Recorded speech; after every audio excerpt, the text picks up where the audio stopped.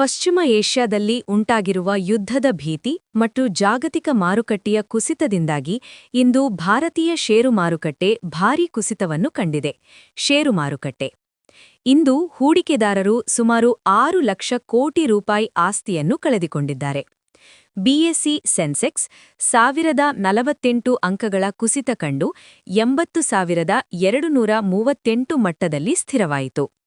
NSC Nifty 312 ಅಂಕಗಳ ಇಳಿಕೆಯೊಂದಿಗೆ 24,865 ಮಟ್ಟಕ್ಕೆ ತಲುಪಿತು. ಪ್ರಮುಖ ಲಾಭ ಮತ್ತು ನಷ್ಟ.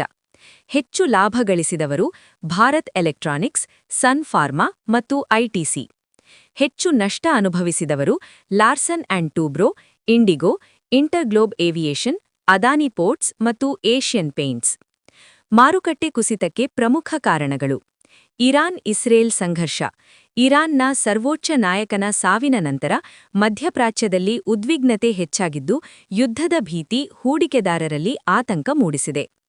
ಕಚ್ಚಾ ತೈಲ ಬೆಲೆ ಏರಿಕೆ. ತೈಲ ಬೆಲೆ $8ಕ್ಕಿಂತ ಹೆಚ್ಚು ಏರಿಕೆಯಾಗಿ ಬ್ಯಾರೆಲ್ಗೆ $79 ದಾಟಿದೆ. ಇದು ಭಾರತದಂತಹ ಆಮದು ಮಾಡಿಕೊಳ್ಳುವ ದೇಶಗಳ ಮೇಲೆ ಆರ್ಥಿಕ ಒತ್ತಡ ಹೇರುತ್ತದೆ. ರೂಪಾಯಿ ಮೌಲ್ಯ ಕುಸಿತ. ಅಮೆರಿಕನ್ ಡಾಲರ್ ಎದುರು ರೂಪಾಯಿ ಮೌಲ್ಯ ದಾಖಲೆಯ ಕುಸಿತ ಕಂಡು $91.52ಗೆ ತಲುಪಿದೆ. ಗಮನಿಸಿ, ನಾಳೆ ಮಾರ್ಚ್ 3, 2026 ಹೋಳಿ ಹಬ್ಬದ ಪ್ರಯುಕ್ತ ಷೇರು ಮಾರುಕಟ್ಟೆಗೆ ರಜೆ ಇರಲಿದೆ.